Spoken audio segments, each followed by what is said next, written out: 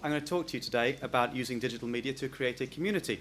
And to do that, the best way, I find, in a situation like this, is to come up with a cheesy buzz phrase. The 3 O's of user expectation. What does this mean? The first of which is ownership. Social media websites belong as much to the public as their creators. In the context of the BBC, this is sort of a little bit uncharted territory. It was a few years ago, at least. The BBC has traditionally been top-down, a broadcaster. Everything it does is, it's fed back to via surveys or viewership statistics, that sort of stuff. But in these enlightened new media times, the stuff that the BBC publishes can happen in spaces that aren't its own anymore. It doesn't have that level of control. A great example is YouTube. The giant video phenomenon of the modern age. It would be foolhardy of the BBC not to publish stuff on YouTube, but it's not a BBC website. It's not something the BBC can control very much. It has a little bit of control over it. It can choose what to publish. It can choose to legally enforce the taking down of stuff that it hasn't approved the publication of, but generally it's bending to someone else's will. It's opening itself up to criticism in a way that in a lot of cases in the past it hasn't done. So the BBC regularly puts up clips of The Apprentice or Michael McIntyre's Comedy Roadshow, Strictly Come Dancing, all these top telly favourites. But because it's YouTube, it has there are comments attached to it, and people can slag off the BBC. People can be very mean about it, and that's something that the Beeb, as this trusted organisation, is having a tough time coming to terms with. But it's the right thing for it to be doing. Slightly closer to home, Brian Burnett's radio show, Get It On with Brian Burnett, which goes out on Radio Scotland, is a request show, but it's all tied to a little bit of a theme. So actually, what they started to do with the show is realise that the request show, the themes that they were coming up with, meant that regular listeners started to feel a real affinity with what was being chosen for play out.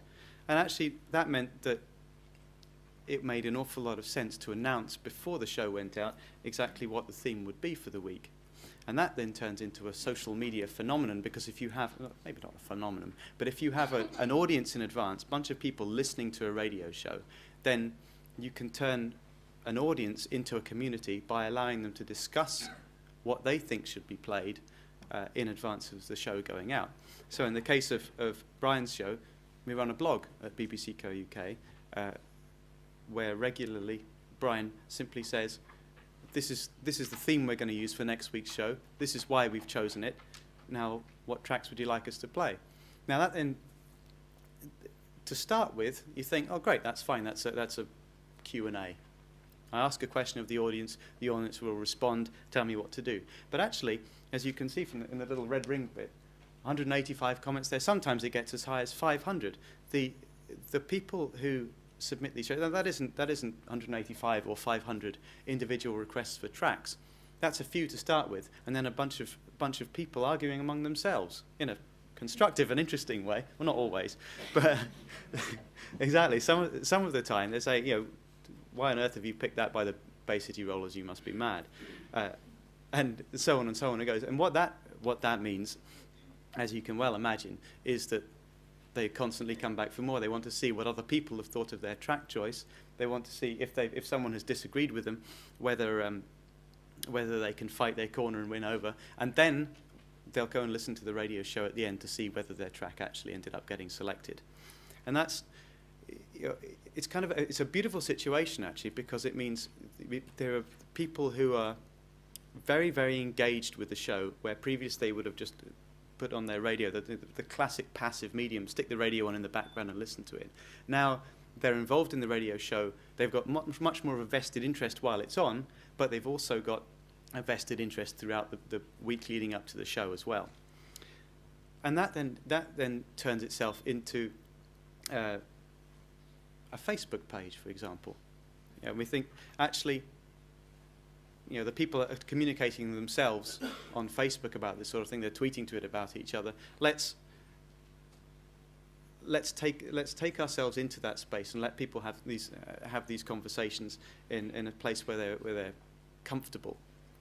So it's I don't know. It's one of those things where Get It On with Brian Burnett is very difficult to call a radio program anymore.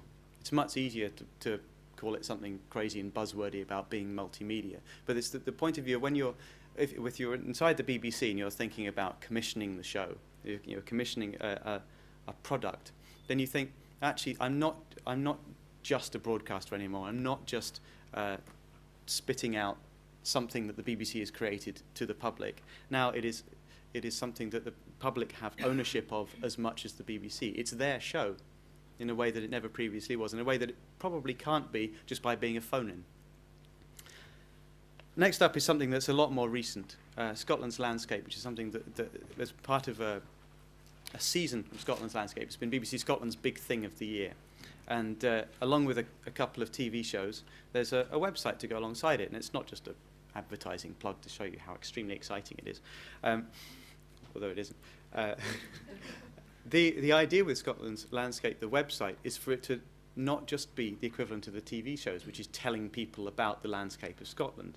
The idea with this website is re-photography, the idea of showing off an old photograph from decades and decades ago and demonstrating through the process of showing another photograph taken from exactly the same position but much more recently how the landscape has changed. Now that's an editorial idea that the BBC could have done itself. It could have sent a bunch of photographers out and taken a bunch of new pictures, compared them with a bunch of old ones. But actually, that's not the type of thing that's going to engage people on the web anymore. Why would the BBC go to all that potentially unnecessary expense, and when there's a captive audience of people out there willing to do this? There are people out there who are much more energized, potentially much better photographers, have many more ideas than us. They are excited about the landscape around them. One of the key drivers for the whole Scotland's Landscape season to start with getting commissioned is this idea of people understanding their own landscape more. They come up with a concept that is entirely outside of the realms of broadcasting. You say, what do we want our audience to think? What do we want our audience to feel? What do we want them to take part in? And if we say we're going to put up a bunch of old pictures that may be related to an area near you or a piece of subject matter that you're interested in, everyone's got a camera these days. It's on their mobile phone if they haven't got a slightly fancier digital SLR. People are more active photographers than ever before. And actually, taking a re-photograph like this isn't necessarily about amazing composition, because some of that is done for you. What you're trying to do is get yourself in the position where the old photograph is and take the same picture in colour. And you can see from the one here that this is a picture submitted by a member of the public, taken almost exactly from the same position, and is suddenly brilliant content. This is now something that, in this particular instance, John Murray owns. He submitted the picture, he retains the copyright over it. It's his picture, and he can look on this page proudly and send it to all his friends and say, this is something that I've done, this is how I've contributed to a BBC project. And people, it maybe sounds a little grand of me, but people do get excited about working with the BBC on something. It still has a little air of mystique and mysticism about it. But more importantly, this whole website, and therefore the entire concept of Scotland's Landscape, the BBC season, becomes something that the public can own as much as the BBC can own.